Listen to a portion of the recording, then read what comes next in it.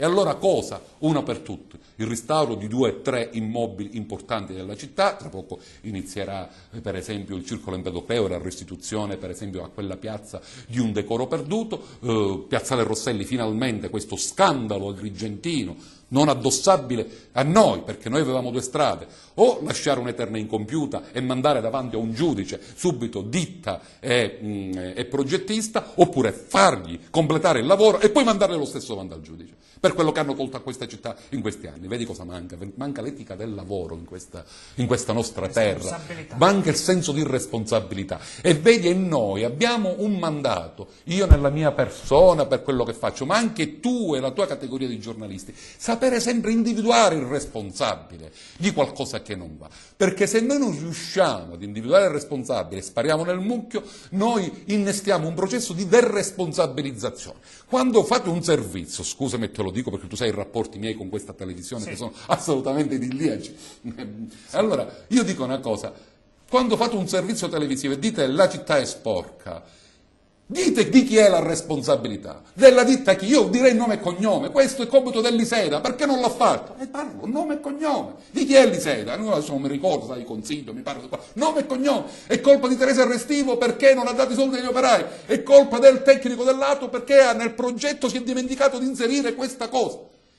Altrimenti, se non facciamo questo, tutti questi soggetti che possono operare, che devono fare il loro lavoro, sono tutti deresponsabilizzati. E allora che cosa pensano i cittadini? È il sindaco di Agrigento. Ma figuriamoci, ma questo è veramente deresponsabilizzare chi guadagna peraltro cospicuamente sulle tasche dei cittadini e non fa le cose. E poi spostare l'attenzione su un soggetto che su queste cose non c'entra assolutamente nulla, se non nella fase finale, quando deve dire a tutti andatevene a casa perché fate schifo, ma lo può fare non subito, ma quando arriverà il momento. E allora ci vuole questo responsabile, altrimenti siamo tutti deresponsabilizzati.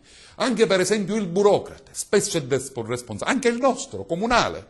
Tanto sai cosa dice il dipendente comunale tipo? Dice, ma chi se ne frega se questa cosa si fa o non si fa, se questo servizio ai cittadini si fa o non si fa. Tanto, se si fa è a bella figura il sindaco e dell'assessore, se invece succede un problema, la responsabilità è mia. Io devo lavorare, loro debbono fare bella figura, ma se ne vada a casa si licenzi se lui non si dimette. E allora fa bene il sindaco a cominciare a licenziare le persone che non fanno il loro dovere. Stai attento, non per motivi morali, perché il licenziamento che ha fatto il sindaco è nei confronti di una bravissima persona sul piano morale, ma assolutamente inefficiente in quel settore strategico per il comune, ma non soltanto per l'ente, strategico per i cittadini, per i lavoratori, per gli operai, per le ditte, per chi si voleva fare una casa, per chi si voleva coprire un terrazzo, per chi aveva bisogno di una destinazione d'uso cambiata perché doveva iniziare un'attività commerciale, per chi voleva lavorare e a causa sua non lavorava. E allora la verità è questa, che ognuno deve essere responsabilizzato, ognuno non può dire tanto io alla fine che cosa ci guadagna il suo stipendio. Un'altra cosa sai qual è? Se non mi danno l'integrazione, se non mi danno la posizione organizzativa io non lavoro. Questa è la mancanza di etica del lavoro. E in questo paese purtroppo, non ad Agrigento, nella nostra terra in genere, questa è veramente una grande piaga. Se noi avessimo più senso di responsabilità, più senso dell'interesse pubblico, più senso del bene comune, probabilmente tutto comincerebbe ad andare meglio. Possiamo fare tutte le trasformazioni che vogliamo, le riforme, gli atti amministrativi, le leggi, se non troviamo un riscontro dentro, nel foro interno di ogni persona, di ognuno che deve sentirsi fortunato di avere un lavoro fisso con uno stipendio fisso al mese, e solo per questo dovrebbe fare il massimo il suo lavoro. E poi, ultima cosa e chiudo, un'altra grande piaga della nostra terra è quella di quanto i dipendenti comunali, regionali, dei vari uffici, quanto trattano male i cittadini. Cioè a dire, non hanno capito una cosa semplicissima, che i cittadini sono i loro datori di lavoro. Ma come si fa a non capire questa cosa così semplice? In Francia non accade così.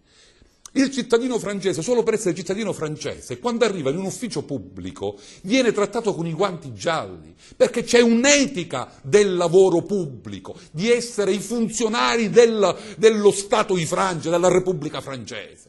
In Italia questa concezione il dipendente pubblico non ce l'ha. Sono mosche bianche, alcuni che sono disponibili, ma la stragrande maggioranza non lo sono. A iniziare dai dipendenti del comune di Agrigento, stai attento. Poi non parliamo di quelle regionali, poverini, pensano soltanto al loro stipendio, generalmente il doppio.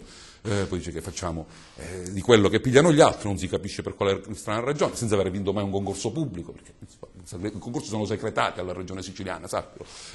I concorsi si fanno e vengono nascosti, l'evidenza pubblica non esiste, partecipano solo pochi amici, ai amici degli amici, e nessuno dice mai nulla. Sono concorsi a statuto speciale. A statuto speciale, questo statuto bisognerebbe eliminarlo. Lo statuto siciliano, guarda, a costo di essere denunciato perché c'ho un reato particolare, qual è il vilipendio delle istituzioni, lo statuto siciliano fa schifo perché ha dato la possibilità a questa terra, a questi politici, a questa classe burocratica di creare solo privilegi e non elementi di sviluppo.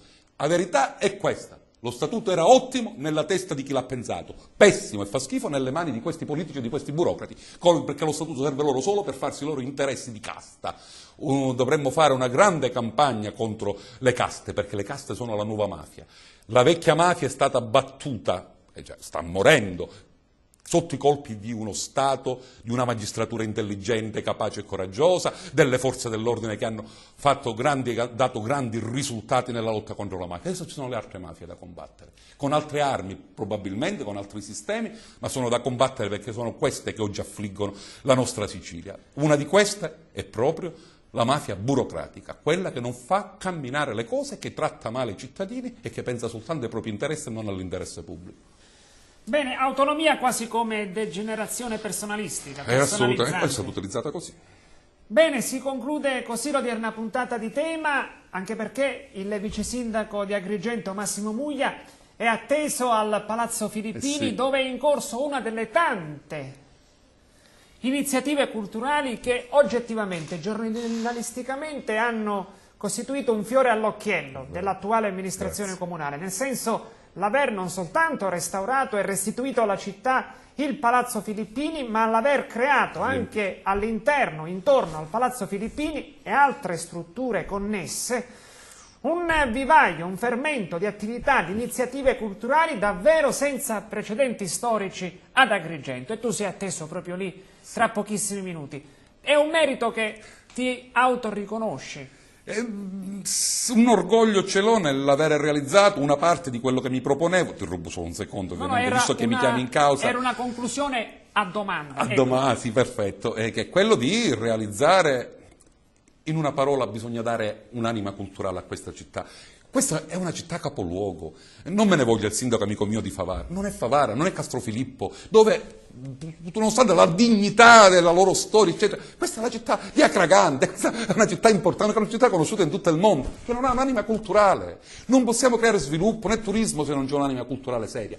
E allora noi ci stiamo provando, un po' ci sto provando, attraverso una serie di iniziative. Su alcune mi frenano, Per esempio, io lo dico pubblicamente, anche come sfida, bonaria, bisogna immediatamente andare a riaprire il Museo delle Arti Medievali a Santo Spirito. Abbiamo delle opere bellissime che dobbiamo esporre, dobbiamo restituire alla città e ai turisti. E assieme a queste opere un nuovo modello di monastero. A chi lo dici per ricerca della responsabilità? A chi lo dici? Alla ricerca della responsabilità. Allora, in primo piano, ne abbiamo parlato oggi bonariamente, al soprintendente Pietro Meli, che però era disponibile oggi, in secondo piano, alla direttrice del museo che tiene conservate alcune opere, e sul 30% del museo realizziamo questa cosa. Tutto quello che realizzo io non spendo mai un euro, non ho speso in 4 anni un solo euro del comune, ho speso soldi che mi dà l'ente parco, i soldi che mi dà il museo archeologico, i soldi che mi dà la casa museo. Allora da dove vengono questi soldi? Vengono dai turisti, non dai cittadini, per cui anche questo è un fatto virtuoso, non spendere denaro del comune. E poi tante cose regalate dai privati, tantissime cose regalate dai privati che vengono